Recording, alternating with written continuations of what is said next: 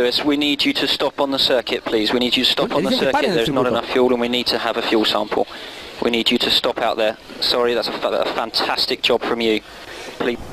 Le están diciendo que se paren en la pista. Que no tiene suficiente combustible. No, mano fute.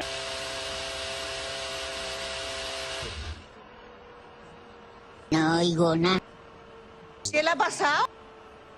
No sento... Yo estoy flipando ahora mismo. Que tienen que dar una muestra de combustible a la FIA. Sí, que no tienen suficiente. Y no tienen suficiente. Madre mía, cómo está la vida. Que se subió al coche de Michael Schumacher. Bueno, empujando el coche Lewis Hamilton. Esto es increíble. Esto no tiene perdón de Dios, ¿eh? Es que esto es muy gordo. Ahora deja el coche que se vaya solo. Se sube al coche médico, yo creo. Para allá, no para allá.